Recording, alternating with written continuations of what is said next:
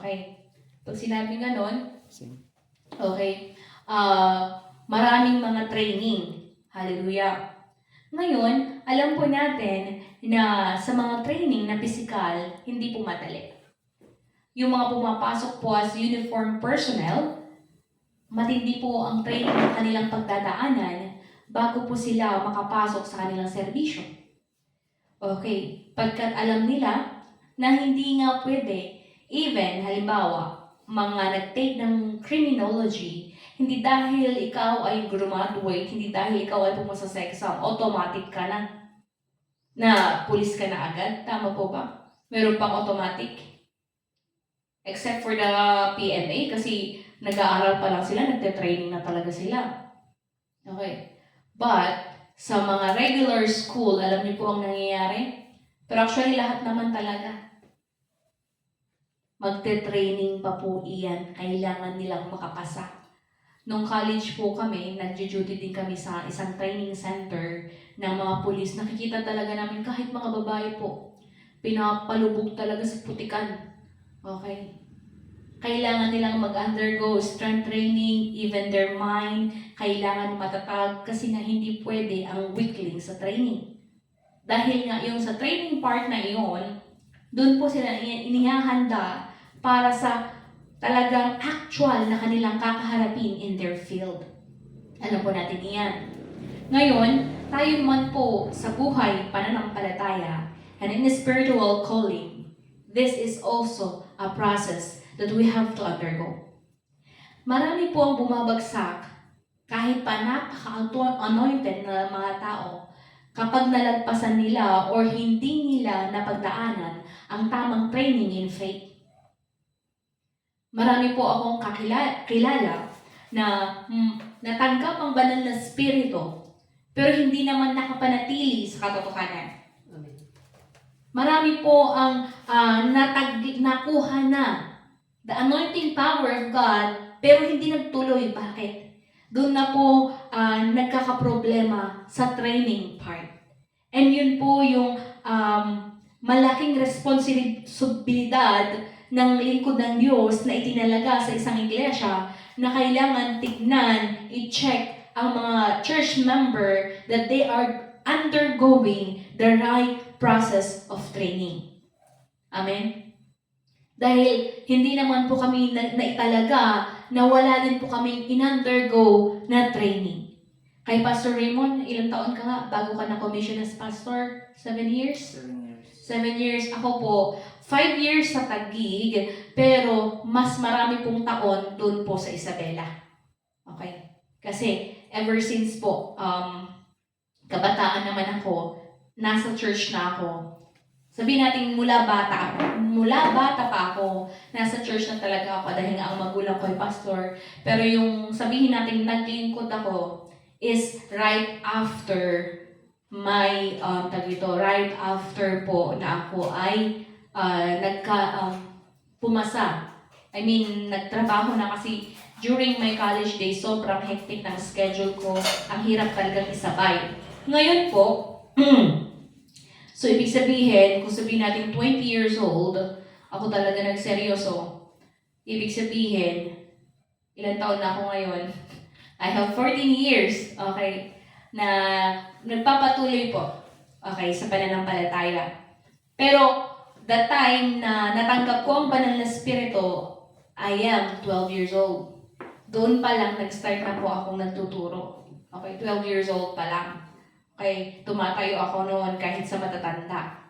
Nagugulat sila noon, bakit nakakapaghayag ako the mere fact that I am 12 years old. That's the time that I received the Holy Spirit. Okay?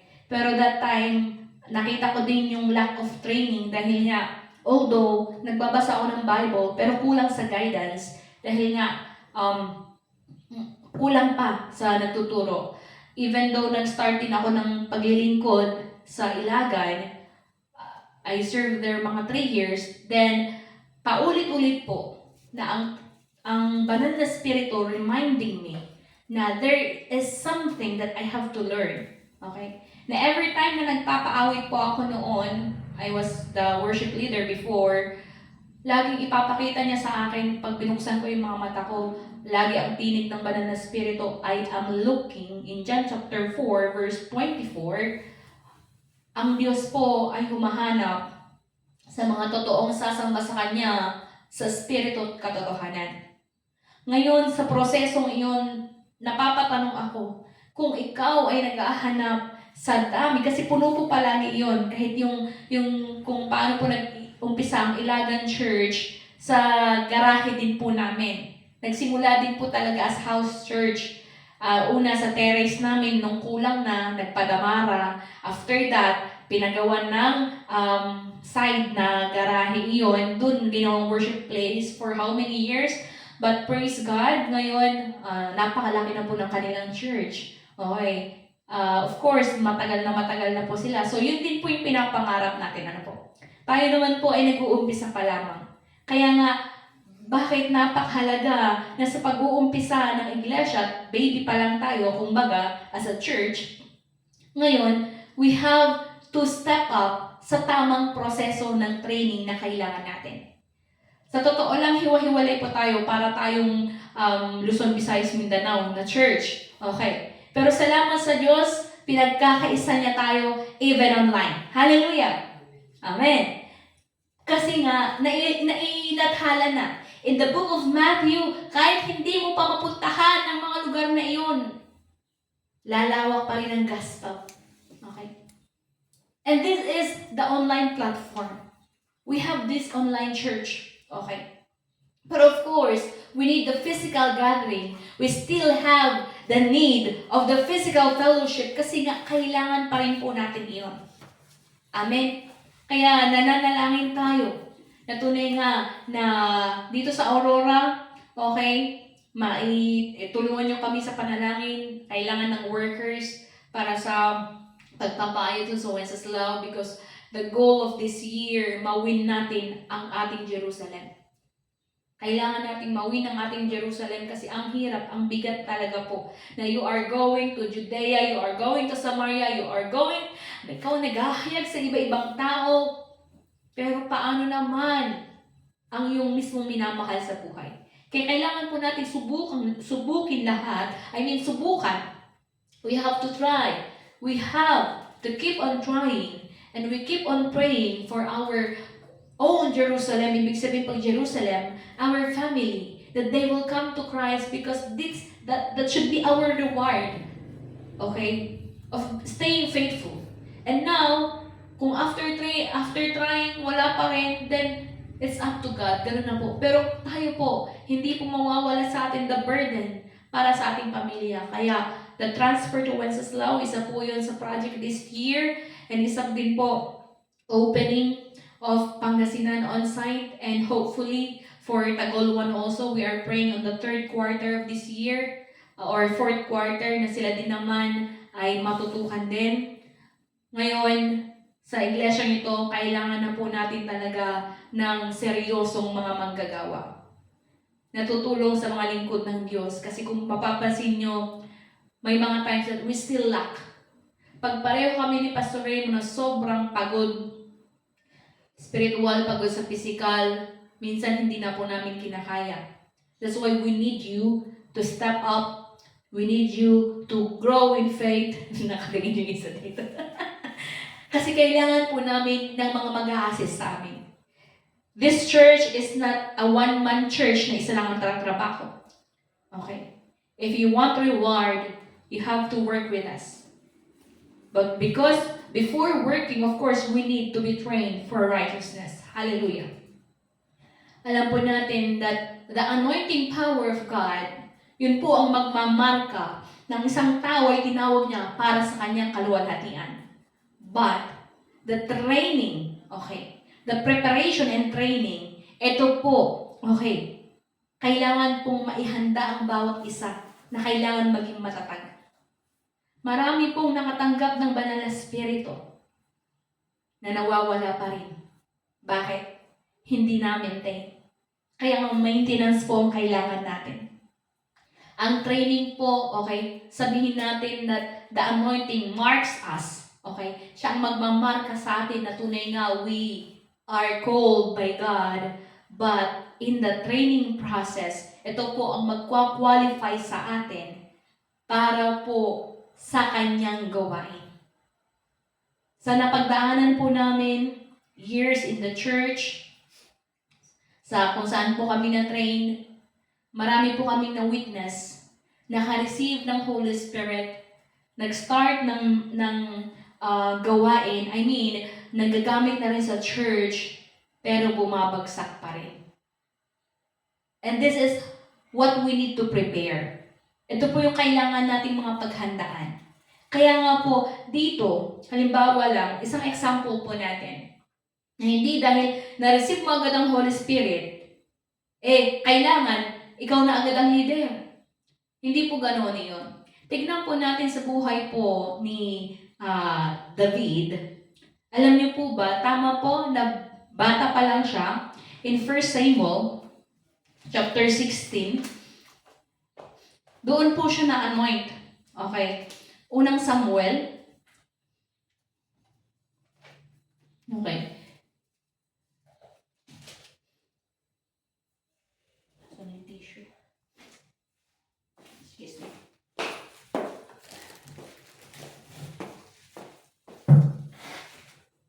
So, Daniel 16. Okay. Dito po, sa verse, ano ito? Daniel? 1 Samuel. Sa 1 Samuel, chapter 16. Sige, basahin po natin. Dito, magsimula na lang po tayo sa verse 1 para po may background ng iba. Okay, mahaba pa naman ang ating oras. Sinabi ni Yahweh kay Samuel, hanggang kailan ka malulungkot para kay Saul? Nalulungkot po kasi si Samuel at this time kasi nga nag-disobey. Ito yung time po na nag-disobey si Saul. Kaya nga naiprophesy na tinanggal na kay Saul ang kanyang pagkahari that time na nagkasala siya. But hindi pa po na itatatag ang bagong hari. Matagal pong taon pa po yun bago siya naging matagal pa pong proseso yun yung transition. Ngayon, hanggang kailan ka malulungkot para kay Saul? Itinakwil ko na siya bilang hari ng Israel. Ngayon magdala ka ng langis at pumunta ka kay Jesse na taga Bethlehem sapagkat pinili ko upang maging hari ang isa sa kanyang mga anak. Sumagot si Samuel, paano ako pupunta roon? Tiyak na papatayin ako ni Saul kapag nalaman niya ang dahilan ng pagpunta ko roon. Sinabi ni Yahweh, magdala ka ng isang dumalagang baka at sabihin mong maghahandog ka kay Yahweh. Ayayahan mo si Jesse sa paghahandog at ituturo ko sa iyo kung ano ang gagawin mo at kung sino ang papahiran mo ng langis. Sinunod ni Samuel ang utos sa kanya ni Yahweh. Nagpunta nga siya sa Bethlehem. Siya'y sinalubong na matatandang pinuno sa lungsod at nanginginig at nagtanong, sa ikabubuti ba namin ang iyong pagparito? Takot po talaga sila kay Samuel kasi nga any word na spoken by Samuel, talagang ang Diyos po ang nagsasabi noon. That's how God anointed Samuel as his prophet. That the word of the prophet, Samuel that time, is equal to the voice of God kasi nga si Samuel po ay sumusunod lamang kung ano ang sinasabi. Remember nung tinawag si Samuel? Ilang beses siyang tinawag, Samuel, Samuel. Kaya nga si Samuel ang sabi niya, here I am, speak Lord. Okay. Isa sa quality po ni Samuel, meron siyang tenga na naririnig, na panatili po niya ang tenga na naririnig ang tinig po ng Diyos. Hallelujah. Oo, sagot niya. Naparito ako upang maghandog kay Yahweh. Ihanda ninyo ang inyong sarili at sumama kayo sa akin. Pinahanda rin niya si Jesse at ang mga anak nito at inanyayahan din sila sa paghahandog. Nang makarating na sila, nakita ni Samuel si Eliab. Pinagmasdan niya ito at sinabi sa sarili, ito na nga ang pinili ni Yahweh para maging hari. 7. Ngunit sinabi sa kanya ni Yahweh, huwag mong tignan ang kanyang taas at kakisigan sapagkat hindi siyang pinili ko. Si Yahweh ay hindi tumitingin ng katulad ng pagtingin ng tao panlabas na anyo ang tinitignan ng tao, ngunit sa puso tumitingin si Yahweh. Hallelujah. People tend to look on the physical appearance at kung ano yung physical na pinapakita. Kaya nga maraming napepeke, naloloko. But when it comes to God, alam niyo po bang mga kapatid, He is looking now in our heart, in our intention, in our mind. Nakikita po ng Diyos ano bang intensyon ang meron tayo ngayon. Kaya nga, yun yung call, paalala sa atin, that we have to humble down. Aminin natin ang ating mga pagkukulang sa harapan ng Diyos. Aminin natin ano bang kaumihan sa atin sa harapan ng Diyos.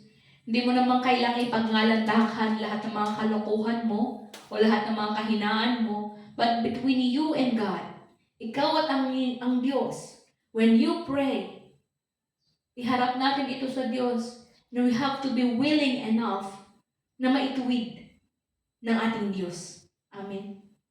Dahil nakikita po niya. Okay. Ngayon, sa verse 8, pagkaraan ni Eliab, tinawag ni Jesse si Abinadab at pinaraan din ito sa harapan ni Samuel. Ngunit sinabi ni Samuel, hindi rin siya ang pinili ni Yahweh.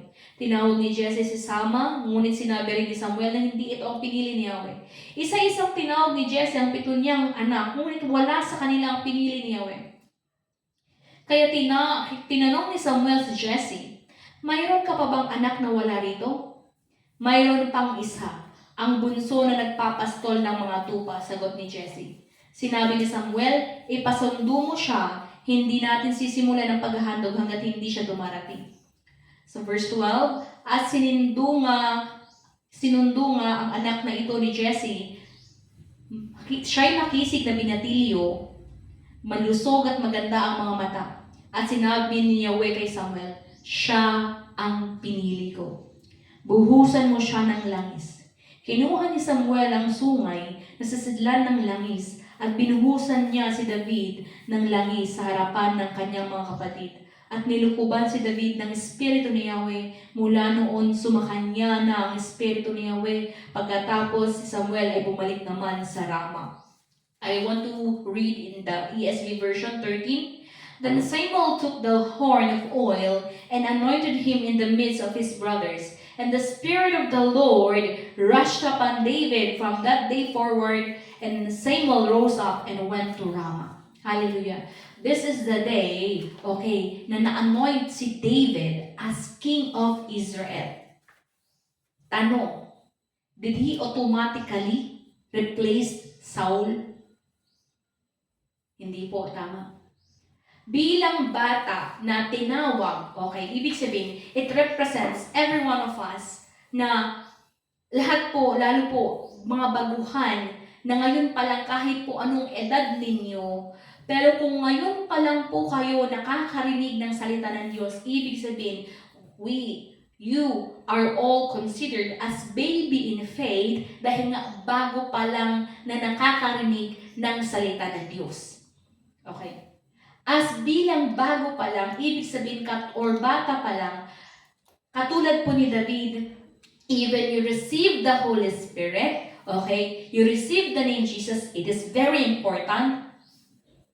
Pero kailangan po ng proseso ng pagtuturo, equipping, and teaching, training, para po kayo ay ma-equip because next after pagiging baby, kailangan pong kumain ng isang bata para lumusog, para siya ay lumaki, and to become kabataan, after becoming kabataan, magiging adult. May proseso po in faith. Kay David, paano po siya na-train? Na-train po siya bilang isang shepherd boy. Ibig sabihin, pastol po talaga. Kung mapapansin ninyo, laging parable ang pagiging pastol. Bakit po? Sa paglilingkod kasi sa Diyos, kailangan po ng isang puso ng isang mangangalaga. At yun po yung hinahanap palagi sa isang lingkod niya na meron ka bang puso na handang mangalaga. Si David, paano niya pinapangalagaan ang kanyang mga tupa? Pag merong leon, tama? Pag merong gustong manakit sa kanyang mga tupa, talagang huhuliin niya iyan. Hallelujah. Hindi niya pababayaan ang kanyang mga inaalagaan. At yun din po yung hinahanap sa atin mga kapatid, na bilang magkakapatid sa iglesyang ito, kailangan po nating magmalasakitan. Hindi yung nakita mo yung kapatid mo sa pananampalataya, nakikita mo na nanghihina, nakikita mo na iba na, negatibo ng kaisipan, pero ang isipan mo, bahala siya sa buhay niya. Pwede mo namang gawin yun kung 10 beses mo nang pinagsabihan, hindi pa rin nakinig. Pagkatapos ng 10 beses, o sabihin natin, ano yung requirements sa Matthew 70 times na pinagsabihan, di pa rin nakinig, ay yun na yun. And if they deliberately talaga ayaw nang makinig. Hallelujah. Pero tayo po, kailangan po natin taglayin the responsibility, the need to be trained. Hallelujah. Ngayon, sa bawat pagkatawag kasi, even in the church, meron po tayong tinatawag na church curriculum. Hallelujah. Sabi nga po sa Matthew chapter 22:14, many are called, but few are chosen. Isa po yan sa linya na hindi ko rin po makakalimutan dahil college pa lang po ako noon. Meron kami mga bisita, mga pastor palagi po. Even from international, bumibisita po sa bahay, na-invite po din po ni Pastor Arsenio, yung papa ko po. Meron po doon na isang distinguished na pastor. Nung nakita niya ako, tinitigan lang niya ako at sinabi niya, many are called, but few are chosen, and you are one. At that time, hindi ko po maintindihan. Kasi wala po talaga sa isip ko ang maglingkod. Sorry po, totoo po yun. Wala po talaga sa akin naisip noon na magpastor. Kasi nga, nakita ko ano yung hirap ng pagpapastor ng aking mga magulang. Ang daming sakripisyo.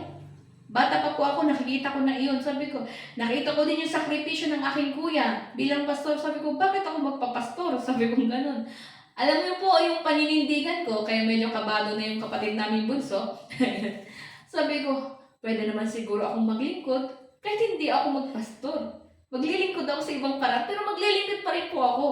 Kasi nga, when I received the Holy Spirit, paano ko po ito natanggap? Alam niyo po ba na nung narinig ko yung tawag ng pastor, nagsabi, gabi iyon, 12 years old ako, kakagraduate ko ng elementary, sabi niya, lumapit ang lahat ng mga kabataan na gustong ipaglingkod ang kanilang buhay para sa Diyos.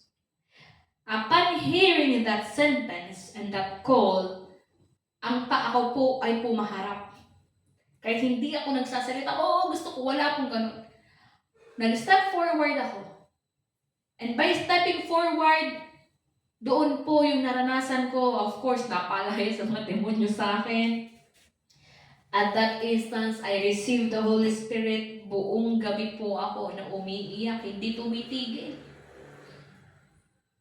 Kinas-akas out pa nga ako on display. Kasi nga ang sabi, ang batang ito punong-puno ng sama ng loob. Tama po.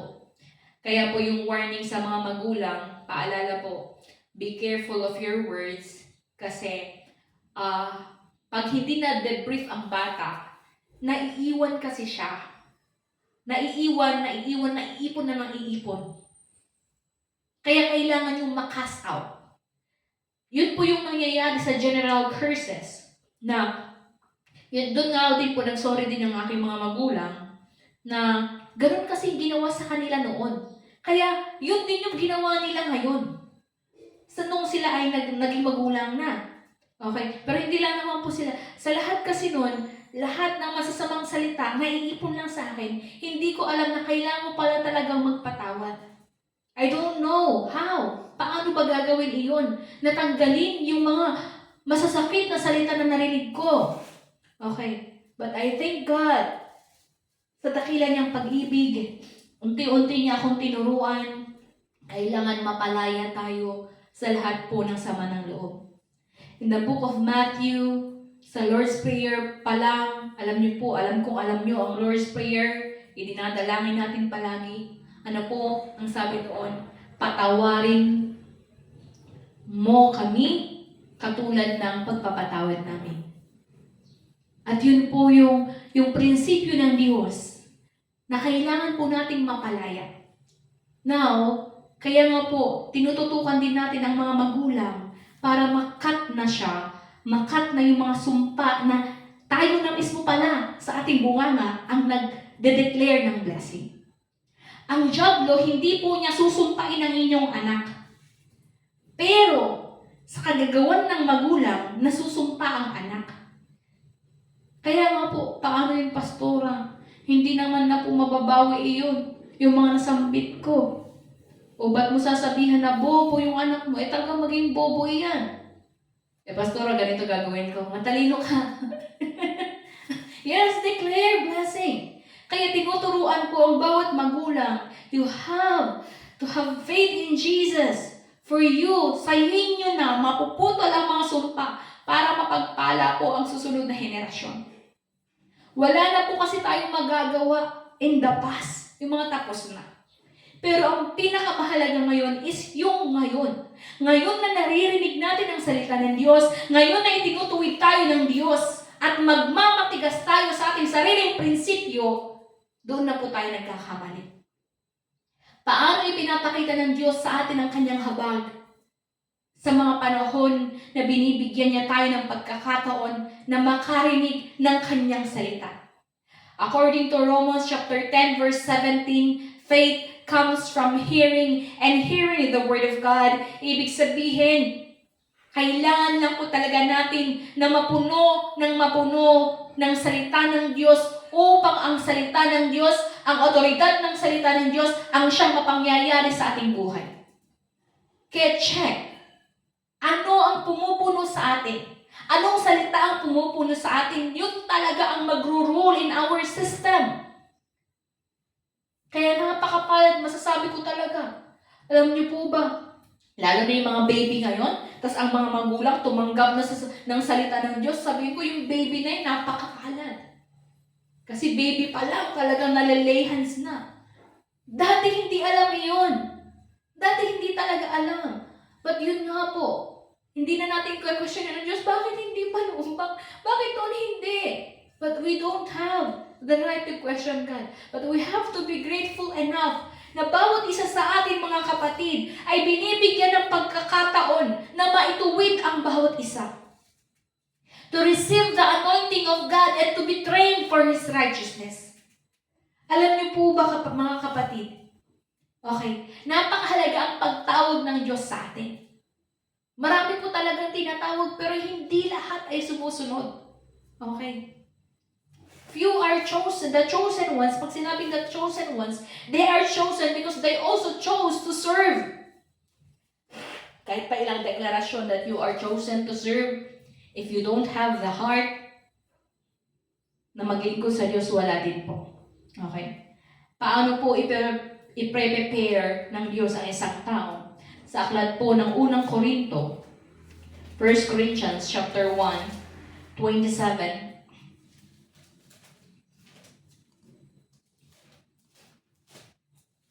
27 to 29. Basahin po natin. Subalit pinili ng Diyos ang mga naturingang hangal sa sanlibutan upang hiyain ang marurunong. At pinili niya ang mga naturingang mahihina upang hiyain ang mga malalakas. Pinili niya ang mga pangkaraniwang tao, mga hinahamak at mga mahihina sa sanlibutang ito upang ipawalang saysay ang mga kinikilala ng sanlibutan. Kahit walang sino mang makakapagmalaki sa harap ng Diyos. Hallelujah. Alam niyo po ba na mas mahirap po, kaya minsan napansin din po namin na kung sino yung mga pinakamatatalino, medyo may ipinagmamalaki, sila yung mga nahihirapan na makatanggap ng banal na spirito. That's what we call self-righteousness. If you really want, gusto mo na talagang maglingkod, may mga bagay na kailangan po natin ibaba. Ibig sabihin, kailangan po natin na magpakumbaba. Sa isa nating kapatid, ang patotoo niya, talagang tinuruan siya, kailangan niyang magpatawad. Tama? Bago po natanggap ng isa nating kapatid ang hiningi sa kanya ng Diyos, dahil hindi rin biro ang napagdaanan ng kapatid natin ito. Of course, there's betrayal. Okay? Kaya sabihin ko? Pwede lang. Of course, sabihin natin sumakabila yung kanyang asawa. Mahirap po yun. Na kung ikaw ang nasa katayuan, ikaw ang legal, mahirap yung magpatawad. But yung talagang dikdik sa kanya nun, you want to receive the Holy Spirit, you have to forgive. You have to forgive. At nung nakapagpatawad po siya talaga, natanggap po niya ang regalo ng Banal na Espiritu. Alam niyo po ba na bawat isa sa atin may hihingiin? May hihingiin ang Diyos na kailangan natin ibaba dahil alam niya. Kapag ipagpapatuloy natin ang pusong ganon, pag ipagpapatuloy natin ang pagmamalaki na iyon, hindi yun makakatulong sa atin. Because maaaring pagtanggap ng Banal na Espiritu, yayabang ka lalo. Okay? We do not receive the Holy Spirit para ipagmayabang, na-receive ko ang Holy Spirit, kayo hindi. Hindi po yun ang Espiritu ng Diyos. Ang sino mang makatanggap ng Banal na Espiritu, alam niyo po ba, that is commissioning, you have work to do. May trabaho ka. At ang trabahong iyon, trabahong espiritual na kailangan natin na ipahayag. To be a witness of Jesus. Magpatotoo na totoo ang Diyos na buhay kasi na espiritual nang binigay sa iyo. Mga kapatid, kailangan po nating maintindihan ang sinasabi po sa 1 Corinthians chapter 1, 27-29. Ayaw niya sa mayayabang. Ayaw niya sa mga yang iniisip sa sarili ay matalino ako. Ako ang magaling. Ayaw ng Diyos na mga ganun ang kaisipan. We have to humble down. Pastor, paano pag matalino nga po talaga ako? Ang ibig sabihin nun, kailangan mong ibaba yung sarili mong talino at ang itaas mo is the wisdom of God. Amen. The Word of God. Ang tataas. Hallelujah. Ngayon po, okay, when we are called, marami po tayong pagdadaanan. Dagdag nga po natin ang sinasabi po ng Hebrew chapter 13, 20 and 21. Ang Diyos ng kapayapaan ang siyang muling bumuhay sa ating Panginoong Yesus, na naging dakilang pastol ng mga tupa dahil sa kanyang dugo na nagpatibay sa walang hanggang tipan. Naway ipagkaloob niya sa inyo ang lahat ng kailangan ninyo upang maisagawa ang kanyang kalooban. At sa pamamagitan ni Jesucristo ay gawin niya sa atin ang nakalulugod sa Kanya. Papurihan nawa si Kristo magpakailanman. Amen. Ang Diyos po, hindi niya po pababayaan ang mga sumusunod sa Kanyang kalooban. Amen. Hindi po ako ang nangangako, but it is the Word of God who promised it. Amen. Na sa paghahanda sa atin, para sa pakikipagtrabaho sa Kanya, it is He who will sustain us. At ito po ay patotoo na tunay na ang salita po ng Diyos ay maaasahan at totoo. Kung paano na nakakatayo pa ang mga lingkod ng Diyos sa harap niyo. Isa pong buhay na patotoo that it is God who sustained us up to now. Sa totoo lang, bilang nag-uumpisa po, kasi nasanay po kami that we have our own pastor. Meron po kami na nangangalaga sa amin. Pero nung kami po ay na-send off na, and we need to be an adult para mangalaga, hindi po madali ang posisyon na iyon. It is not just a position, but hindi po madali the task na naibigay. Ngayon, marami po tayong pagdadaanan. Hinahanda ko na po kayo. Sa aklat po ng Lucas, chapter 14. Basahin nga po natin.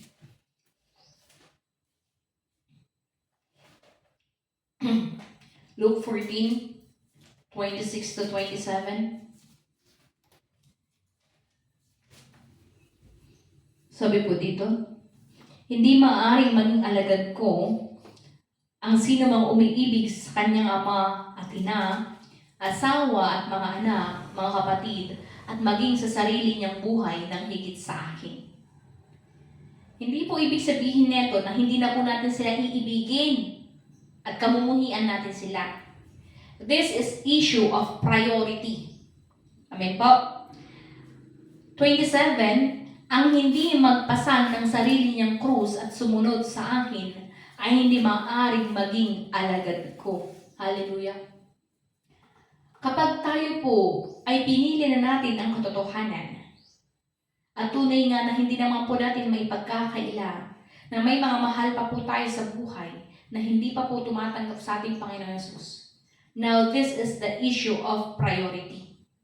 Paano po pag sa araw ng linggo, halimbawa, today, na-invite ka, binyag nung pamangkin mo, halimbawa, kasal nung kaibigan mo, kasal ng kapatid mo. Kaya nga lagi po namin ina-advise ang bawat sa please, sa mga personal na lakad, huwag niyong sasabayan ang oras ng pananampahan. Huwag na huwag. Okay? Bakit? Ibig sabihin nun, kapag sa araw na ito, actually, hindi excuse pa, sa totoo lang yung mga hindi pa natuturuan. Pero kapag ikaw ay naturuan, okay, then it's now your responsibility. Sa amin kasi, nasa amin pa po ang responsibilidad kapag ikaw ay nagpapatuloy sa pagkakasala at hindi ka pa namin itinutuwid, nasa amin pa po ang bigat noon. Pero kapag itinuwid na ka na po sa pamamagitan ng salita ng Diyos and you still chose to take your path, na piliin ang gusto mo, then it's on you.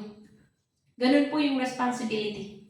Okay, ngayon, the issue of priority, paano nga po, karamihan, ginagawang family day ang Sunday.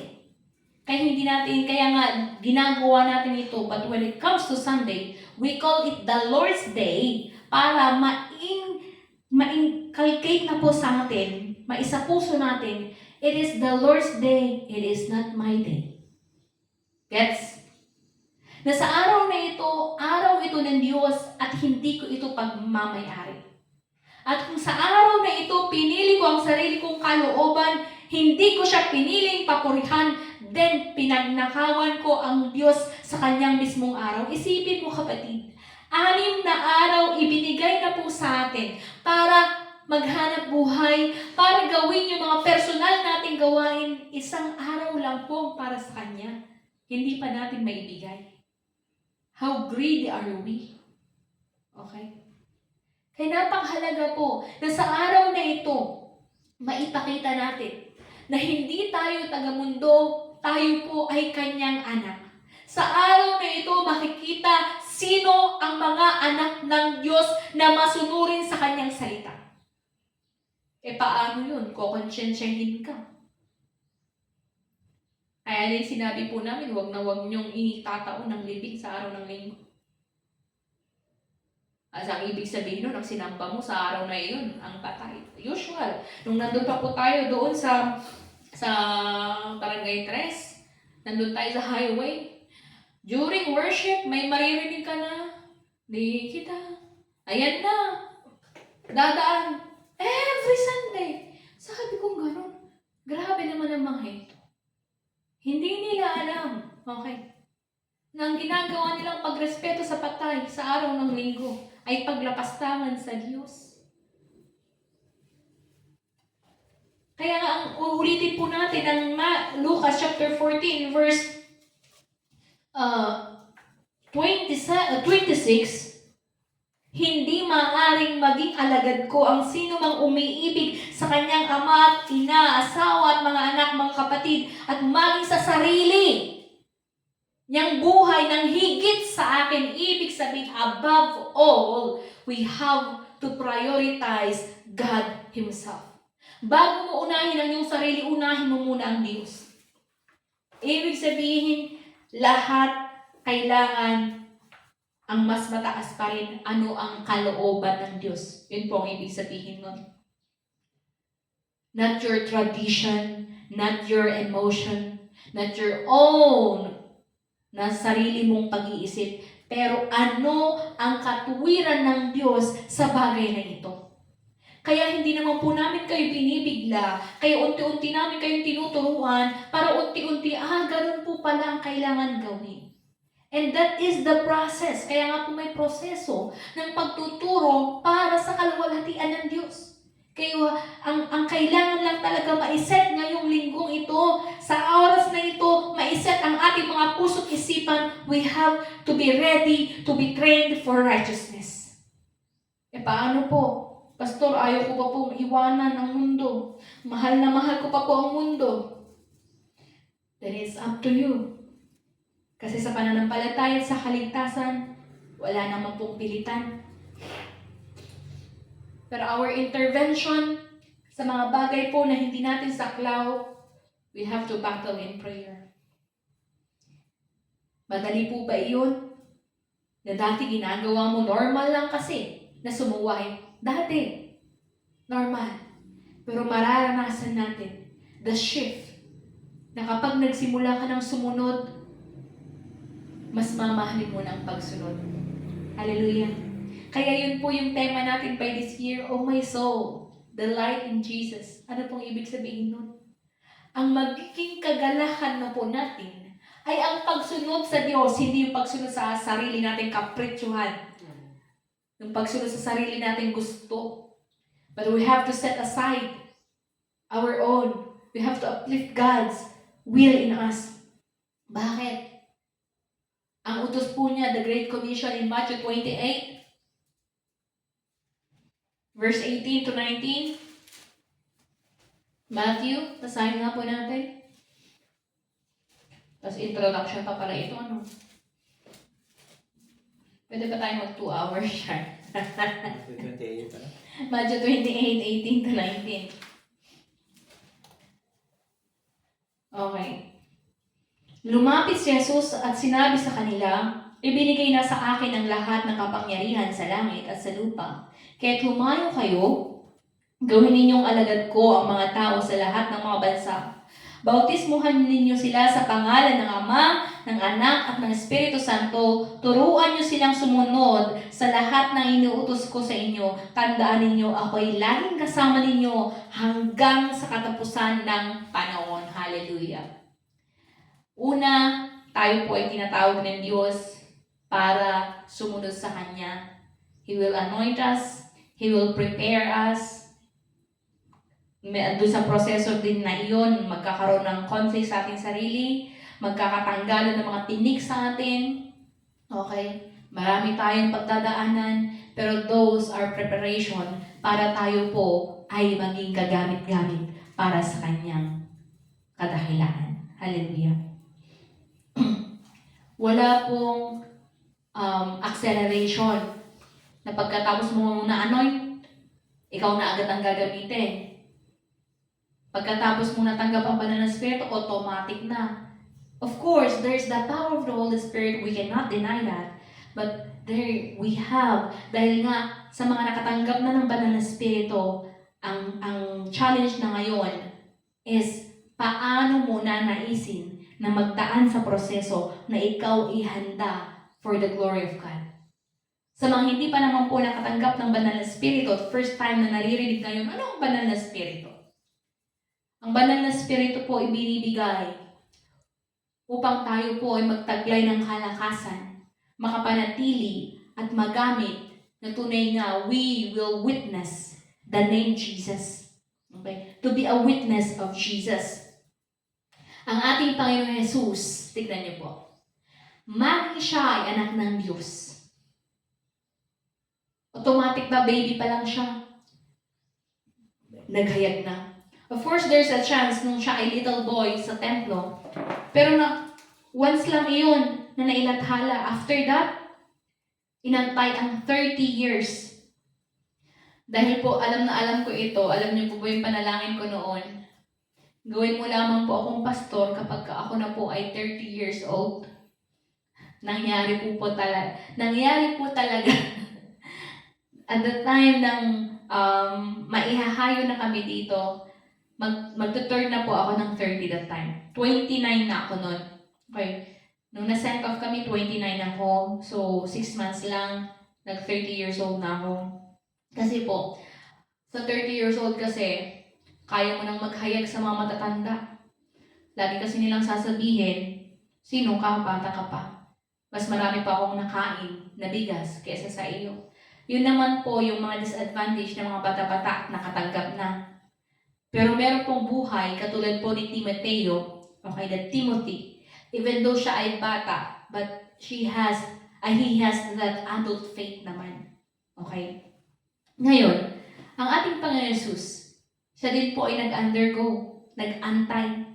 Bago po siya nag-minister ng 3 years, more than 3 years sa ministry, public ministry, 30 years po siya.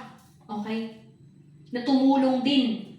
Isipin mo, carpenter si Joseph, Jesus, the Son of God, tumulong pa rin sa kanyang pisikal na magulang. Kaya nga po, hindi po ibig sabihin, halimbawa dito sa Mateo, yung korban na tinatawag na yung tulong na ibibigay mo sa magulang mo, sasabihin mo na ito na ibigay mo na sa Diyos. Kasi nga, hindi tayo magiging talagang sabihin nilang tapat na mga Kristiyano na nakikita mo yung magulang mo naghihirap. So wala kang pakialam. Kasi number 1 pa rin dapat na may puso tayo sa ating mga magulang. Hallelujah. Kaya hindi po, ang isa po sa kakikitaan, kaya we have to show that example. Okay? We have to show our love, our service sa ating mga magulang. At yun nga din po yung gagawin namin ni Pastor Raymond. The goal for this year, to show service. The best of service. At yun din po yung ini-instruct namin kay Sister Yo. If we want to win our own family, then let us give the best. Lahat-lahat na ibigay na natin. Hindi lang salita ng Diyos, kasi napansin ko sa totoo lang. Pupunta ka doon, babasahin mo sila, matutulog yan. But they are looking at your life. Tumitingin po sila sa ating mga buhay. Paano po, yung isa nating kapatid sa Pangasinan, paano naniwala ang kanyang mga kapatid? Malaman-laman ko, before pala, yung isa nating kapatid na ito, worst of worst, halos ayaw makita ng magulang. Dahil sa pagkalasenggo. Pero nung nakita nila, the light in him, na yung dati niyang ginagawang worse, hindi na niya ginagawa. Doon po sila naniwala eh. Life change. Yun po talaga. Kaya yun po yung tinitignan ng mga tao eh. At yun din po yung patotoo sa akin. Na dati talagang sobra akong, sige ipapahiya ko na yung sarili ko. Sobra akong talagang, kung ako yung tama, ako lang yung tama, mali ka. Kahit pa magulang kita, kahit sino ka pa, mali ka. Okay. Nung na-training po, kaya siguro kailangan ako ma-training. Dinala ako ng Diyos sa Taguig. Na-training po ako doon. Ngayon, nagtataka din po ako. Kasi dati, kapag ako ay, halimbawa, inaway, talagang kakawawain din kita. Hindi ako magpapatalo. Pero may mga nangyayari instances na kahit siguro duruin na ako, nagtataka ako sa sarili ko, bakit hindi ako sumasagot? Bakit hindi ako lumalaban? Yun po yung nakita ng magulang ko, nagtaka ata ng mother ko, hindi na siya nagsusumit. Nagtaka siya. At siya na po mismo ang tanungin ninyo when we have the chance to go to Isabela. Ini-invite ko din po kayo. Kapag maluwag-luwag na rin po ang mga schedule natin. Let's go Isabela, so you can also visit. Kasi nga, maganda rin ito para, or we can have gawain doon. Okay, family camp din natin, pwede rin po. Kasi nga, ang tawag ito, pwede doon tayo mag-help, pwede rin po. Para ma-meet nyo din po sila to know their testimonies. Ngayon, ang tawag ito, doon po sila naniwala. Doon lang po talaga sila naniwala. Kaya yung mga natanggap ko ng mga katuruan doon sa Taguig, okay, madali lang po nilang natanggap yun dahil nga nakita nila sa akin na ang laki ng kaibahan ng dati. Okay. Kaya nga po sa atin, we have to undergo yung mga pagtatapyas ng Diyos kasi hindi ka nang basta-basta nagpapakumbaba na hindi ka idinikdik ng Diyos pababa. Alam niyo po ba na yung proseso sa akin na kahit ilang lisensya pa ang meron ako, Pero time nung wala akong trabaho, doon ko nasabi na kung hindi ako pagpapalain ng Diyos, kung hindi niya loloobin, kahit anong apply ko pa, walang mangyayari. 7 months nga po akong tambay nung sa Manila. Isipin mo yun, nagre-rent pa ako. Naubos ko lahat ng savings ko for 7 months.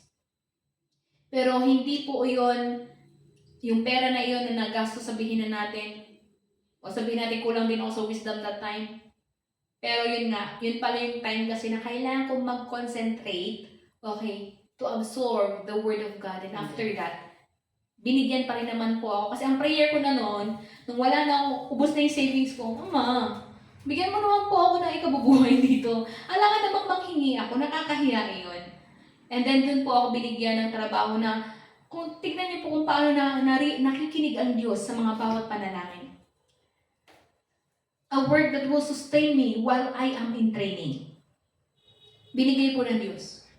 Noong medyo makakasagabal na sa gawain, sa ministry na ipinagkatiwala sa akin ang trabaho, sabi ko, Ama, bigyan mo naman po ako ng mas magaan para mas ma-concentrate ko po sa gawain. Binibigay po talaga niya. Okay? Pero, ang isa din po sa napansin ko, kahit saan niya ako dalhin, meron ako dapat matutunan in every workplace na saan niya ako pagdadalhan. Either leadership, either kung paano yung communication, marami po. Paano ang service, kasi dati galing ako sa public health. Okay, ibig sabihin nun, nakita ko ang worst of worst, nakita ko paano mamalakad ang mga politiko. Nung nasa school ako, nakita ko paano mga kabataan, paano mo i-communicate sila. Okay? Nung nalipat ako sa isa, paano yung mga higher ups kasi nilalapit niya ako sa mga director.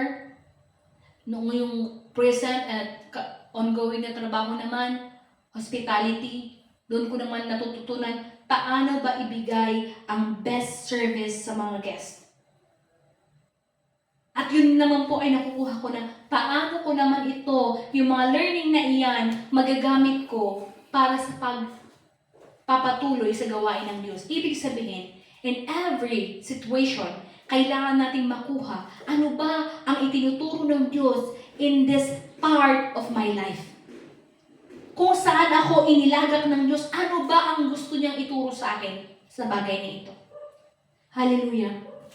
Kaya nga po, nako, may part 2 ata ito. Okay. Ngayon, kasi nasa introduction pa lang talaga ako. Ngayon po, okay, kapag tayo po ay anointed, receive the Holy Spirit, pero hindi tayo nag-undergo ng training, marami pong magiging problema. Kadalasan po sa nangyayari, lumalaki ang ulo, hindi ang puso. Halimbawa, pag itinuro din namin, tinuro namin sa inyo mga malalalim na katuruan na hindi alam ng karamihan. Baka may magmayabang po na mas magaling pa ako sa mga pastor. Ang iniiwasan po natin ay ang kayabangan, kahambukan. Okay, mga self-righteousness natin. Pero ang gusto po sana ng Diyos na meron tayo when we receive this teaching, okay, gratefulness, pasasalamat, na ikaw na itinuturuan ay pinagkakatiwalaan ng Diyos. Na hindi mo lang ito aariin na sa iyo, but have the heart to give also. Kasi kung meron ka na nito, if you have the truth, then you have also the capacity now to give. Pero hindi nga po madaling magturo. Kasi titignan nila ano yung aspeto ng buhay natin. Tinitignan nila, okay, paano nila tayo marerespeto. Kaya ngayon yun din po yung binabantayan natin that we have. Nabantayan natin lahat ng aspeto ng ating buhay because we have to gain the respect even from unbelievers. Na kahit hindi ka pa nagsasalita, alam nila na ikaw ay lingkod ng Diyos. Alam nila na ikaw ay tunay na mananampalataya. The way you live your life. Hallelujah. Ang training po ng Diyos, hindi naman po lantaran. Si David po, paano siya train in the wilderness? Okay? Si David po, lagi si David na example ko, ano? Kasi nga, after niya ma-anoint in 1 Samuel 16, after pa nun, bago siya nagamit for Goliath, chapter 17 in Samuel. Pero hindi po agad-agad na naging hari siya. Naging assistant nga lang muna siya ni ni Saul. Ngayon, according to scholars, okay, nag-aaral sa age gap, nasa 12, almost approximately 12 to 15 years pa bago siya na-proclaim as hari after po mamatay si Saul. After nung anointing niya, isipin mo yung taon, okay, ng equipping for David para magampanan niya ang tapat na pagiging hari. Okay? Paano naman po si Joseph? Si Joseph din na-train. Okay? Paano? Okay, na-betray siya ng kanyang mga kapatid, ibinenta siya, ipinakulong siya, okay? Tahimik ang Diyos na ilang taon sa kanya. But that is the training of endurance and patience para kay Joseph, na kailangan sa lahat ng pagkakataon na meron siya, magtitiwala lang siya sa Diyos. Kahit pa sa prison, hinango siya ng Diyos at itinaas, ginawang assistant ng Parao, governor, nasa kanya ang seal ng hari. You see that? Kaya hindi natin titignan yung face ng buhay natin. Ito na lang ba? Hindi po. If you stay faithful, anumang sitwasyon ng iyong buhay ngayon, then God will lift you up. Okay. Si Moises, paano din siya na-train? Okay. Ipinunta din siya ng Diyos in the wilderness. Ibig sabihin, anong ibig sabihin ng wilderness? May part of our life na talagang magtatanong na tayo, andyan ba ang Diyos? Pero kailangan nating manatili. We have to stay faithful. We have to stay in the truth. Ano bang sitwasyon po ng ating buhay? 40 years? Isipin niyo po yun. Kaya nga, even yung kilala po namin Pastor Kidong, he already passed away. Nung tinawag din po siya, 3 years na silent ang Diyos kahit anong panalangin niya. Before, nakapagbuhay pa siya ng patay, success yung kanyang poultry farm. Pero that night na yumayabang ng kanyang mga pamilya, sabi niya, Ama, ipakita mo sa kanila na ikaw ang may hawak ng lahat. Kasi sinasabi ng mga magulang niya, kapatid niya, bakit ito issue sa tithes and offering? Bakit ka magbibigay? Ikaw naman ang naghirap dyan. Pero that time, sabi niya, kailangan maipakita sa mga magulang ko, mga kapatid ko, na hindi ako ang magaling. But it is only God who makes me prosper. On instant, nawala lahat, napeste lahat eh. But the 3 years of endurance, quietness of God, after that, napakalaki naman po ng reward na ibinigay sa kanya. Okay, isa po sila sa napakalaking church in Korea, the Sungrak Church. Okay, ngayon po, excuse me, ang anointing naman po ng Diyos, alangan pong ibigay niya sa mga tamad. Isa po sa quality na ayaw po ng Diyos is katamaran. Sa 2 Thessalonians, chapter 3 pa lang, 10 to 12, anong utos niya? Huwag pakainin ng tamad. Physical na tamad, huwag pakainin. Kaya nga sa mga magulang, kailangan ng turuan, maging mga bata, ng chores. Kasi hindi tayo pwedeng magpalaki ng mga bata na mga tamad. Paano pa sila maglilingkod sa Diyos kung ang alam nila ay wala? Puro mama nakaasa. Kaya magre-repent ang mga magulang.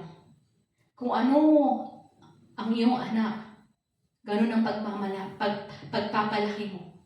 And doon naman po sa amin sa spiritual, na kung kayo po ay maging tamad sa spiritual, ibig sabihin kami po talaga magre-repent. Ibig sabihin hindi namin kayo talaga natuturuan at natututukan. Kaya ngayon din po yung hinihiling namin na tulong sa inyong panalangin. Kailangan niyo po kami tulungan sa panalangin. Dahil pareho kami ni Pastor Raymond na working. At minsan talaga, pag sobrang kapaguran, Hindi na kinahaya ng pisikal. Remember yung galing kami ng Pangasinan, na mga 11, 12 na kami nakarating dito. Hindi na po kami nakagising ng umaga. Kahapon din po, galing po si Pastor sa Nueva Ecija. Iba po yung pagod. Na tumatrabaho ka sa physical, tumatrabaho ka din sa spiritual. Pero kailangan namin ipagpatuloy ang paglilingkod. Kailangan naman, kayang i-give up ang lahat, wag lang po ang paglilingkod. Hallelujah. Ngayon po, okay, ano ba sinasabi sa aklat ng Proverbs, chapter 6, verse 6?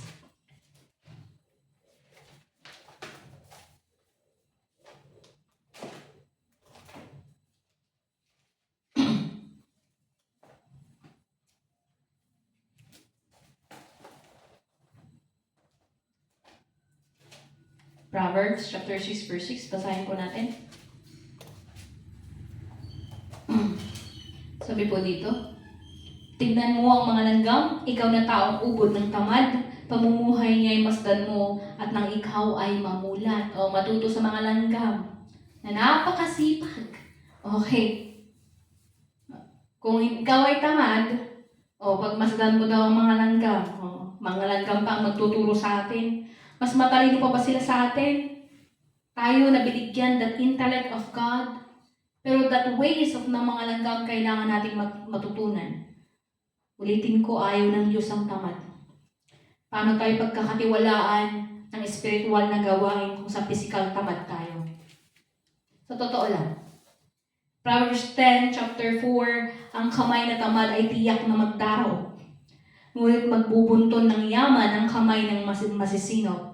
Okay, in English, a slack hand causes poverty, but the hand of the diligent makes rich. Proverbs 10 verse 4. Isa po ito sa lagi nating pinapaalala. Ano mang estado na ipinanganak ka? Naghihirap ka, mahirap man na ipinanganak ka? Or you are well off na pinanganak? Ano man, halimbawa, ikaw ay pinanganak ng mahirap. Pero kung mamamatay ka pa rin mahirap, kasalanan mo iyan. Bakit ko nasasabi ito? Ibig sabihin, wala ka man lang ginawang kaparaanan. Amen. Para maiayos. Kasi we have God as our backer, di ba? The wisdom of God. Kaya lagi pong tinuturo sa atin, when we are declaring wisdom, give me wisdom to gain the wealth of this world and offer up to you. Nakadepende rin po sa mithiin ninyo. We have many projects for this year. Kailangan po natin ng finance. Okay, we have project in Pangasinan, pagpapaayos ng building, lahat ng mga kailangan gagamitin for worship. Hindi rin po basta-basta yun kailangan natin pag-ipunan. Actually, sa Wenceslao naman, nag-uumpisa na po project din sa Wenceslao para hindi na tayo mag-rent. Okay, para matanggal yung rent natin. Okay, and then after that, also Tagulwan, sa opening, kailangan din po na ng finance. At that time, we have to work hand in hand. Okay? If you want to be blessed, have the heart to take part in God's work. Ang mga tithes and offering, accounted po if you want copy. Okay? Pwede naman pong tignan, pero of course, it's confidential, kaya hindi naman po talaga nilalatar ang pinapaskill. Baka sabihin nung nagbibigay, kasi ganun lang binigay ko, tapos pinaskill pa. Hindi po. Kaya nga po, ang makakaalam lang noon as the chief treasurer. Pero if you want accounting ng lahat ng binigay mo, meron po tayong copy nun. Okay? Ang ibig sabihin nito, black and white lang po tayo kasi nga po, nagsasend din po tayo ng ating mga reports through SEC and BIR. Okay? So, tunay nga na, yung pasahan na naman. Ngayon po, kailangan po natin na matutunan na patuloy po na sumunod sa kalooban ng Diyos. In Romans chapter 12, verse 11, hindi na po natin babasahin. We must keep our spiritual fervor to God. Okay? And if we are working in Colossians, work with all your heart as working for God. Ibig sabihin, kung ang lahat ng ginagawa natin, ang ibig sabihin nun ay ginagawa natin para sa Diyos, ibig sabihin talagang aayusin mo. You have to provide the best of service, the best work output Kasi nga, ginagawa natin yun hindi lang para sa tao, kundi nakikita po ng Diyos paano tayo tumatrabaho. Kaya nga ang gusto ng Diyos ang mga masisipag at maayos sa trabaho. Quality and quantity in work. Okay. Physical and spiritual. Kasi we need talented. O isa pa pala sa mga projects natin, ipanalangin yung mga workers for Wenceslao, workers for Pangasinan, workers for Tacloban. Project po natin yun lahat. Kasi nga hindi po talaga natin kaya ito. Okay? Pero ang Diyos po ang kailangan nating idulog sa Diyos ang lahat ng plano para po tayo ay magtagumpay. Hallelujah. Ngayon, ano po ang ating kailangan gawin? Kung tayo po sa ating puso gusto nating maglingkod, alam niyo po ba, in Mark chapter 8, wala na tayong time para buksan 34, okay, hanggang 38, ang sino man pong sumusunod sa Diyos, alam niyo po ba, maraming kailangan i-give up. Pero, ang kaloob po, okay, sige basahin na nga po natin, Mark chapter 8, okay lang naman konti, mga 10 minutes. Patawarin na ako. Mark chapter 8, 34 to 38.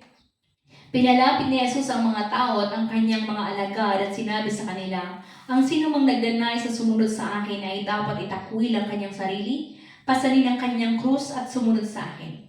Ang sino mang nagnanais na magligtas ng kanyang buhay ay mawawalan nito, ngunit ang mawalan ng kanyang buhay alang-alang sa akin ay sa magandang balita ay makakamit nito. 36. Sapagkat ano ba ang mapapala ng isang tao, makamtan man niya ang buong daigdig, ngunit mapapahamak naman ang kanyang sarili. Ano ba ang maibabayad ng isang tao para mabawi niya ang kanyang buhay? 38. Kapag ikinakahiya ninyo ako at ang aking mga salita sa harap ng mga taksil at makasalanang mga tao sa panahon ito, ikakahiya rin kayo ng anak ng tao pagparito niya na taglay ang dakilang kapangyarihan ng kanyang ama at kasama ang mga banal na mga anghel. Hallelujah! Napakahalaga po na maunawaan natin ano ang katotohanan na ating tinatanggap ngayon. Kung makikita po natin ang kahalagahan ng ibinigay na katotohanan sa atin. Ano ang kahalagahan ng pangalang Jesus sa atin? If we know the worth of the name Jesus, the gospel of Jesus, the word, the truth in Jesus, meron bang makakahagit noon? Meron bang makakaangat laban doon? Meron ba tayong kayang ipagpalit? May mas mataas. Kaya tinitignan po ng Diyos, where is your heart? Kaya nga po isa sa preaching last week, kung nasaan ang iyong kayamanan, nandoon ang iyong puso. Amen. Magsasabi na naman sa tayo sa kapaligiran. Of course. Okay.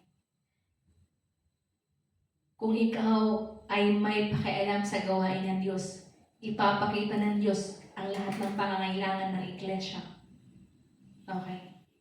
Kaya kailangan nating manalangin na mapagpala for us to be a blessing. Na hindi tayo yung naghahabol ng blessing, na parang kawawa tayo na namamalimos ng blessing. But having faith in Jesus, you are already blessed. Okay?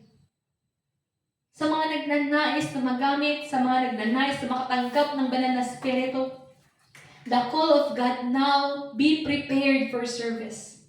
Trained in righteousness. Okay, ibig sabihin, papahalagahan natin ang araw ng pananambahan, ang mga gawain. Okay? Hindi dapat mawaglit sa atin ang salita ng Diyos because the Word of God itself, ito po ang magtutuwid sa atin. Ang salita ng Diyos, ito po. Okay? It is the source of training kasi ano ba ang ituturo namin? Ano ba ang mababasa natin? Di ba salita mismo ng Diyos? Kaya napakahalaga ng truth in the Word of Jesus. Ito po ang mag-e-equip sa atin. Yun nga po yung sinasabi ng 2 Timothy. Okay? Ngayon, ano po yung kailangan natin? Of course, kailangan natin manatili sa pananalangin. Maging tapat sa Diyos. Ano man ang meron ka ngayon, doon ka sinusukat ng Diyos. Ano ang meron ka? Hindi wala ka. Doon po tayo tinitignan ng Diyos. What can you give? Yung balo nga mismo, ang meron lang sa Kanya, silver, copper, coin, sentimo lang. Pero sa paningin ng Diyos, hindi iyon lang. Ang mga kasabayan niyang nagbigay, bags of gold.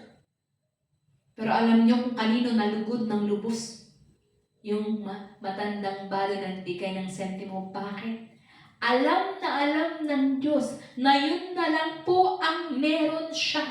Kaya katumbas nun, lahat ng meron siya ibinigay na niya sa Diyos. Naiintindihan niyo po ako? Kaya nga confidential po yung offering natin. But if you want to account on yourself, you can have it. Okay? Ibig sabihin, ang panukat ng Diyos ay ano ang meron ka. Kasi kung mapagkakatiwalaan na tayo sa anong meron tayo ngayon, then, ibig sabihin, ready na tayo sa mas malaki. Sige. Ayaw mo? Hindi kayo iaangat ng Diyos. Pero totoo po. Kasi paano naman iyon? Ngayon na 1,000 ang pera mo, hindi mo kaya ibigay ang tithes nun. Paano ka bibigyan ng 100,000? Tama? Okay. Kaya meron po kami mga challenge noon. Meron kaming kasamahan na church member. Alam niyo po ang pinanalangin niya. And I want you to have also this. Nag-desire siya na gusto ko po talagang mag-tithes ng 100,000. Pero totoo po, ginawa po siyang milyonaryo ng Diyos. Kasi nga, andun yung heart niya na kailangan magbigay ako. Okay.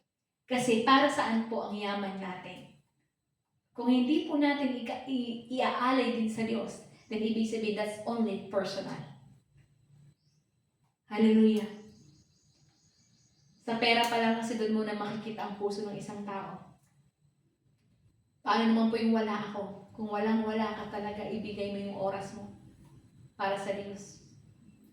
Manalangin ka ng karunungan. Mabigyan mo ako ng karunungan. Ba't hindi ka manalangin for favor? Bakit hindi ka manalangin sa Diyos? Kasi ang Diyos po ay hindi siya natutulog. Siya po ay nakikinig. In 1 Timothy 4:7, train yourself to be godly. Kailangan po natin masana yun. Of course, to be a witness. Kaya natutuwa nga po ako sa mga patotoo ng bawat isa. Na kahit hindi pa po nila natanggap ang banal na espiritu, pero nararanasan na po ang kapangyarihan ng pangalan ng Jesus. And it is true. Okay.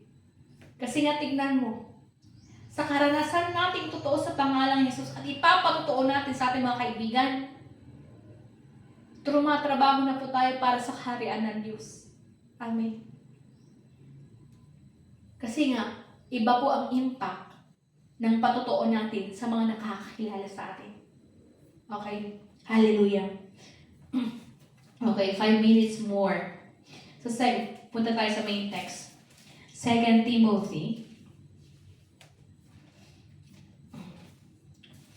So, 2 Timothy chapter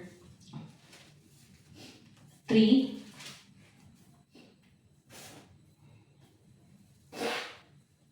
Then, ngunit sinunod mo ang aking itinuro sa iyo, ang aking ugali at layunin sa buhay. Tinularan mo ang aking pananampalataya, pagtitiyaga, pag-ibig at katapatan. Nasaksihan mo ang mga pag-uusig at paghihirap na dinanas ko sa Antioquia, Iconio, Lystra. Napagtiisan ko ang mga ito at ang lahat na ito ay niligtas ako ng Panginoon. Gayon din naman, ang lahat ng nagnanais na mamuhay ng matuwid bilang tagasunod ni Kristo ay daranas ng mga pag-uusig. Kaya tinuturo na po namin ito. Once that you have chosen, pinili nyo na po the path of righteousness to be trained for righteousness, then ihanda nyo na rin po ang inyong sarili na mauusig po talaga kayo. Kasi that is a part. Bakit po? Kasi humihiwalay nga po tayo sa mundo. Hindi po literal, but we are separating ourselves, we are consecrating ourselves na hindi ka na taga-mundo. Ibig sabihin, unti-unti na nang pipiliin mo is ano ba what God says in this part. Okay. 13, samantalang ang masasama ay lalo namang magpapakasama, ang manlilinlang ay patuloy na manlilinlang at sila naman ay malilinlang din. Kaya be careful, hindi dahil nagpapahayag ng salita ng Diyos, totoo na. Naglipa na po ang managhahayag ng mga maling katuruan. That is why it is very important sa bawat isa na magsimula na po na magbasa ng Biblia. And we have this recommendation that you have to start magsimula po sa aklat ng John, buong John. Kapag natapos mo na ang buong aklat ng John, punta ka sa Mateo, sa Marcos, at Lucas, balik ka ulit sa John, tapos idiretso mo na papuntang pahayag. New Testament po muna tayo. Kasi napakalaki ng Old Testament para yun ang unahin mo. Ang pagbabasa po natin, kung mapapansin nyo sa ating messenger, Bible reading natin is tuloy-tuloy, per chapter, tuloy-tuloy. Kasi nga, kailangan natin makuha the whole picture of the Bible para hindi po kayo malinlang. Kapag kami po ay naghahayag, alam niyo po na yung mga binabasa natin ay hindi po sarili na itinuturo ng lingkod para linlangin kayo, hindi po. In verse 14, ngunit ikaw ay magpatuloy ka sa mga aral na natutunan mo at matibay mong pinaniwalaan sapagkat kilala mo ang mga nagturo nito sa iyo. Kilala niyo na po ba kami? Mula pa sa pagkabata, alam mo na ang banal na kasulatan na may kapangyarihang magbigay sa iyo ng karunungan tungo sa kaligtasan sa pamamagitan ng pananampalataya kay Kristo Jesus. 16. Ang lahat ng kasulatan ay kinasihan ng Diyos at kapaki-pakinabang sa pagtuturo ng katotohanan, okay? Pagsaway sa kamalian, sa pagtutuwid sa likong gawain, at sa pagsasanay sa matuwid na pamuhay. Okay? Sanayin na po natin ang ating sarili. Na ang salita po ng Diyos, ito po ang nagtuturo sa atin ng katotohanan.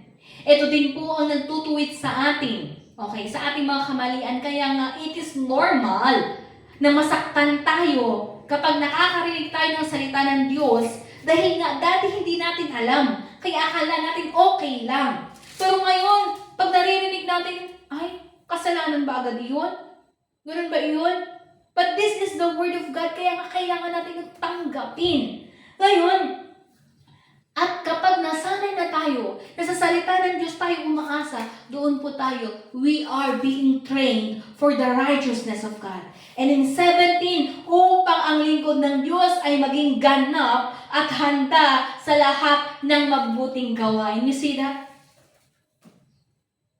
We have to be trained in righteousness because the harvest is plentiful, but the workers are few. Maraming mga promising na pwedeng mabuksan, pero kulang pa po tayo sa mga manggagawa.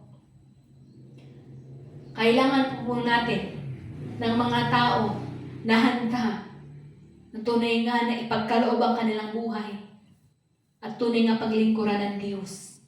Naghahanap po ang Diyos. God is looking. Okay? Kaya if you are desiring to receive the Holy Spirit, pray to God. Ama, ihanda mo ako para sa iyong gawain. There is this training. Okay? Kaya nga po, in this church, we have curriculums. Nag-uimpisa sa Principle of Faith, series of Bible studies. Okay? At tunay nga na patuloy po na in every aspect, try natin ang ating sarili para magising, para manalangin, magbasa, bago matulog, mananalangin ulit. Okay? And we have to train ourselves that when it is Lord's Day, it is Lord's Day. Non-negotiable. Hallelujah. Kaya nga, that is the part na ma-equip tayo. Okay? Hallelujah. Kaya nga po sa pagkakataong ito, to be anointed by God, to be chosen by God, okay, ay napakalaking pribilehiyo. It is a gift already. Pero kailangan po na tayo ay maihanda na mapagkakatiwalaan ng kanyang salita. At bilang kung tayo naman po ay pinagkakatiwalaan na, ibibigay na rin po natin ito sa mapagkakatiwalaan din ng katotohanan. We have to pass on the baton.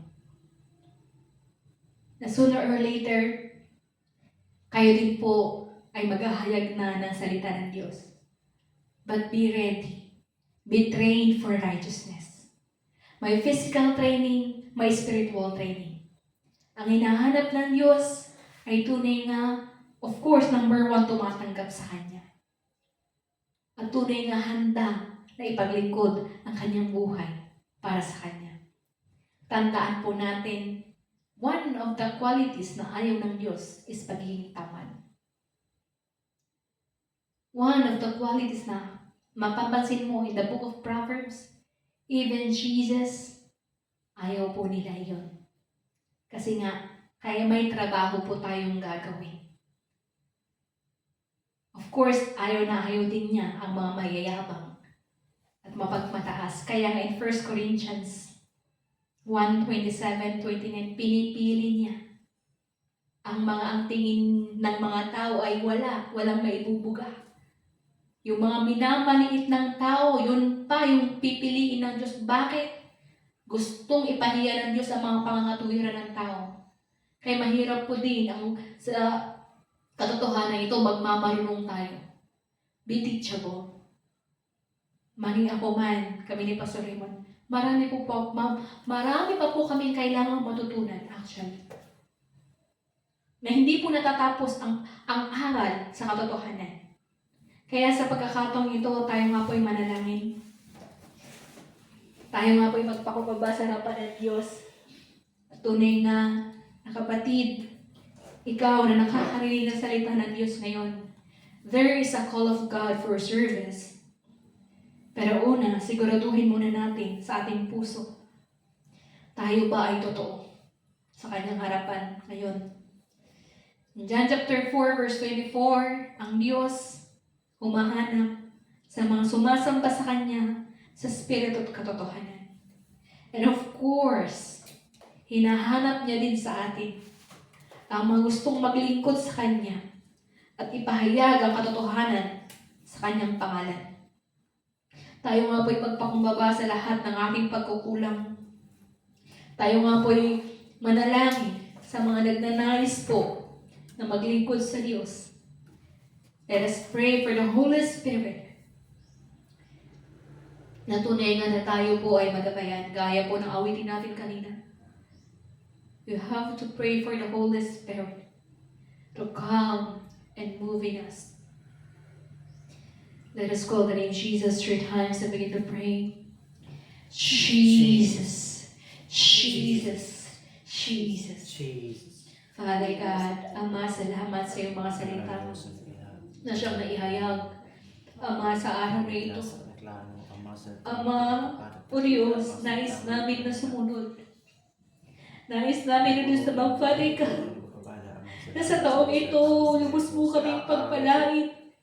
Father God, narito ang aking mga kapatid. Narito kami, O Diyos, Ama, Father God, na nagnanais sa mga panatili sa katotohanan. We need the anointing of the Holy Spirit. And we are praying, Father God, Jesus, Ama, na patuloy nga, O Diyos, may pagpatuloy sa mga Father God, ang mga training na kailangan ng bawat miyembro ng Iglesia. Father God, remind your servant, equip your servants, Father God, to train everyone in righteousness. Father God, Jesus, have mercy. Amalobin mo, Diyos, Ama, na patuloy, Father God, Ama, sa iglesyang ito, Father God, mahuhubog ang bawat isa. Ama, na tunay na taglay ang puso na handang maglingkod. Ama, tulungan mo kami ulit sa mga karikot. In the name of Jesus, in the name of Jesus. At tunay nga, Ama, kami nga, O Diyos, ay pakagamitin mo. Father God, Ama, ang salita mo, Diyos, Ama, ang siyang mga tuwid. Ang salita mo, Diyos, Ama, ang patuloy, Father God, Ama, na siyang na magtuturo sa amin. Amang banal, tulungan mo kami. Father God, equip us, Father God, to do every good work in your name. In the name of Jesus. In the name of Jesus. Ama, loobin mo, Diyos, Father God, na patuloy, Ama, naisin ang bawat isa na sa taong ito, Diyos, Ama, Father God, Ama, ikaw ay lubos namin mapagtanggap. Ikaw ay lubos namin mapaglingkuran, mapagtagumpayan namin ang aming mga kahinaan. Ama, matapyas sa amin anumang kayabangan, anumang mga pagmamalaki. Ama, O Diyos, matanggal sa amin anumang katamaran ng sama. At tunay, Father God, kami nataglayin namin na the spiritual fervor, na kasigasigan ng sama sa pagsunod sa iyong kalooban. Ama, tulungan mo kami, Father God, in the name of Jesus. In the name of Jesus. Amen. May I ask Pastor Raymond, awitin nga po muna natin ng Come Holy Spirit for the benediction.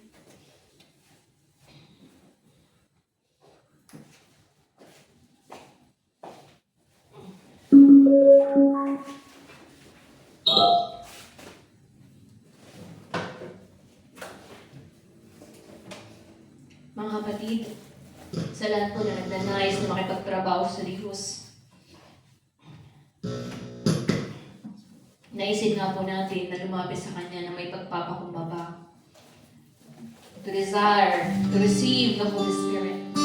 At sa mga nakatanggap na, now, we have to prepare ourselves to be trained for righteousness. To be trained in accordance to God's Word.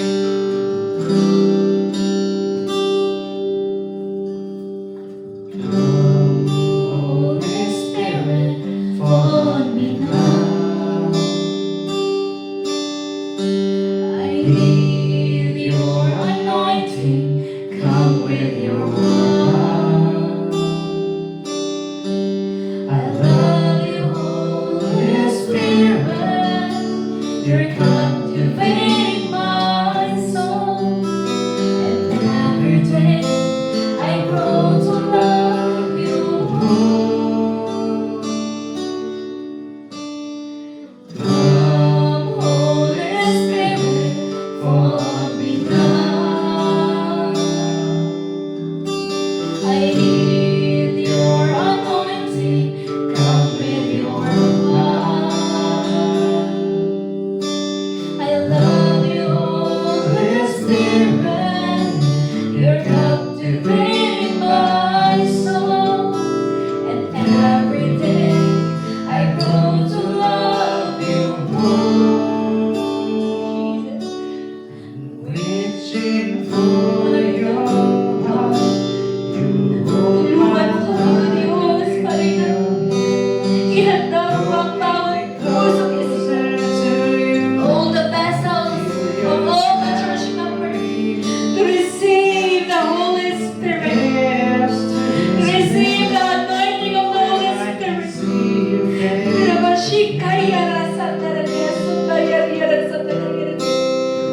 Father God, cleanse us by the blood. Cleanse us by the blood of Jesus. O Diyos Ama, maging katanggap-tanggap kami sa iyong harapan. Linisin mo ang bawat puso at isipan, O Diyos Ama. Father God, help us to be equipped, Father God, for your word. Jesus. Holy Spirit, fall on me.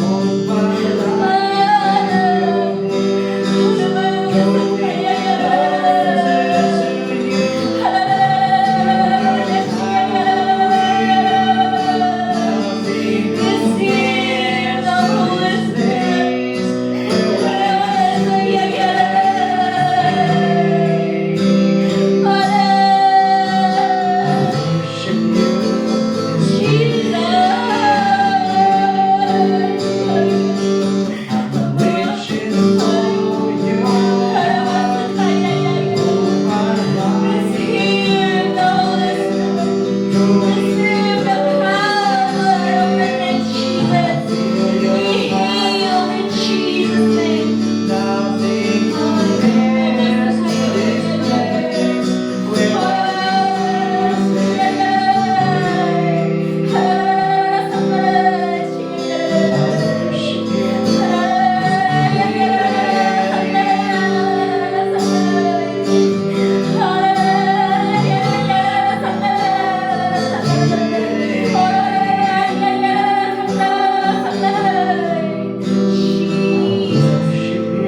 Worship you in spirit and in truth. Jesus, Father God. So end this, Father, I pray. Prepare every vessel. And let the Holy Spirit move, Father God. Sa lahat ng sama ng aming mga kapatid.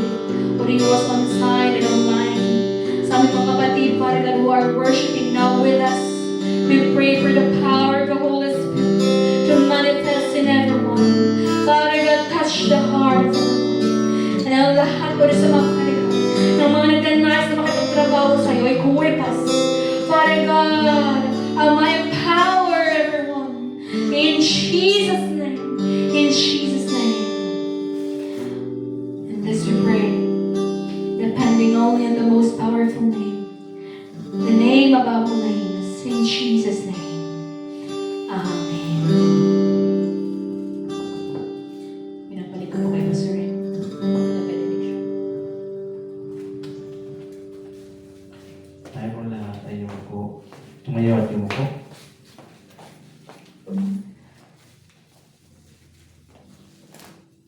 Ang kagandahang loob na ating Panginoon Hesus, ang kanyang kabutihan na hindi nagmamaliw ngayon at magpakailanman, at sa pangunguna ng banal na Espiritu ay inihahayag ko na maranasan ng bawat isang nakipagtagpo sa harapan ng ating aming Diyos sa araw na ito at ganoon din sa lahat na patuloy na nagpapahubog sa kanyang salita ngayon at magpakailanman.